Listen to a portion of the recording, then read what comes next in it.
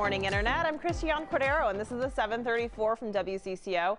As you wake up this Christmas Eve, maybe get ready to head out for some last-minute shopping. We're getting you started strong, as always, with weather first. Mild today, cloudy for sure, but 37 is what Riley O'Connor says that we're topping out at later this afternoon. If you're looking for a white Christmas, you're going to want to look down. Whatever's left is what you are getting, is what we're told.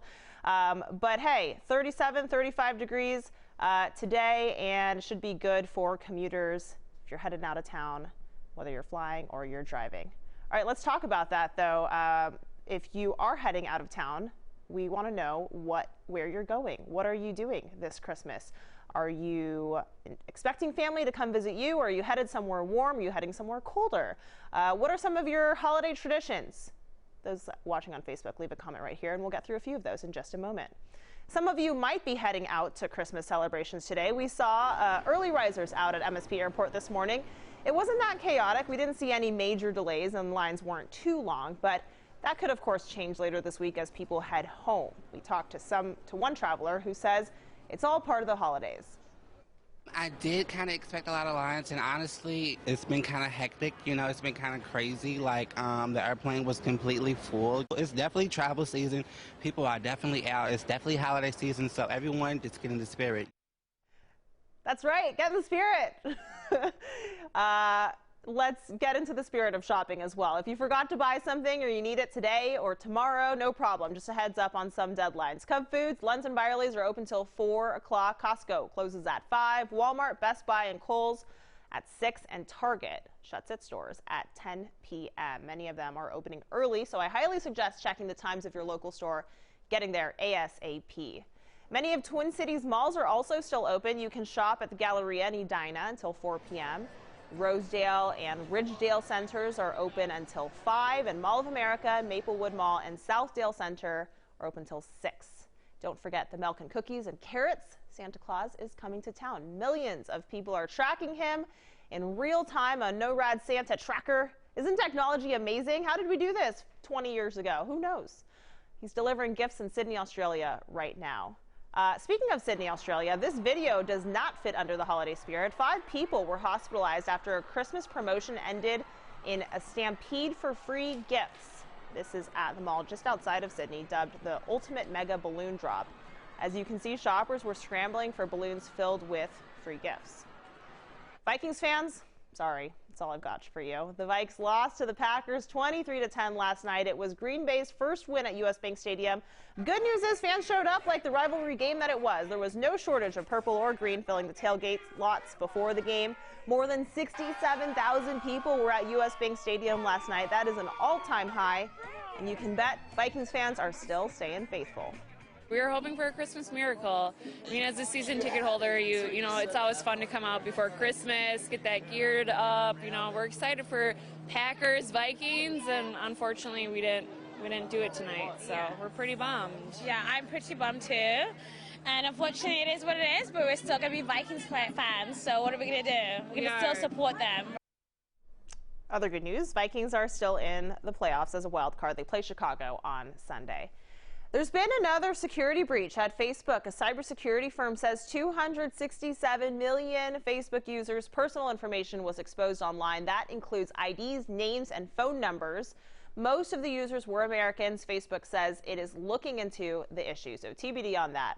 This next story, though, is so great. A Minnesota family is paying it forward after donations helped their son see color for the first time. Okay, they're all yours. Let's see what it does.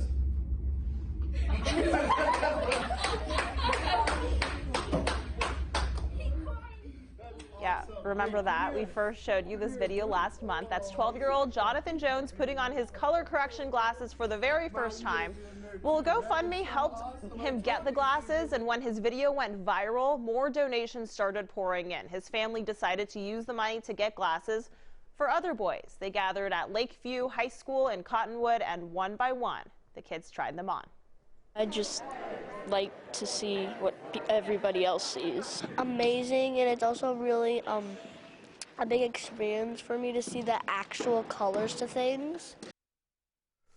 Some visibility around it too, because 1 in 12 boys are colorblind. And Chroma, by the way, and Chroma is what it's called, is the company that makes the glasses. They gave them a free pair of glasses for every pair they bought. And the campaign's still going strong. So if you feel like you want to help buy colorblind glasses for those who can't afford them, you'll find Jonathan's GoFundMe page at wcco.com/links. Across the pond now to some good news from the royal family. Prince Philip was discharged from the hospital overnight. The 98-year-old will spend Christmas at home with the Queen and the royal family, not something they'll take for granted, as Philip was hospitalized last Friday for what the palace called a pre-existing condition. Meanwhile, it's Archie's first Christmas. The Duke and Duchess of Sussex released their first Christmas card as a family. Look at his face. Front and center, baby Archie. The card reads, "Wishing you a very Merry Christmas and a Happy New Year." Santa's still a few hours away from making it here to the homeland, but he already paid a visit to a special group in St. Cloud. He stopped by the NICU at Centracare to say hello to the babies all dressed up for Christmas. Look at that. Some parents brought their own outfits and some were donated by the March of Dimes. One of the nurses handmade some of the Christmas hats. Love that. This is something you either love or you hate, and if we didn't have anything else to talk about, I'd probably ask for your feedback. It's National Eggnog Day. Totally a thing. In case you were wondering what eggnog even is, it's a sweet drink made with milk, cream, sugar, spices, whipped eggs, and sometimes liquor. Sometimes. Eric Henderson. Sometimes. Eric is here, WCCO's digital guy. We're talking about how you are spending the holidays. Eric, what are people saying? Spencer is going to Las Vegas. Fun. Play the slots, I Yeah, guess. some people get money for holidays. Spencer's going to lose money. Apparently. Lynn says dinner with friends tonight, but has to work on Christmas Day. Okay. Becca says working today, tomorrow off. There's a lot of people who are talking about whether they're working or not. Wes says he's spending the holidays home from work. It is something to be grateful for when you actually get the holidays off. I think we recognize that in this business, right? Absolutely. Yeah. I mean, you and I are here, so. Yeah.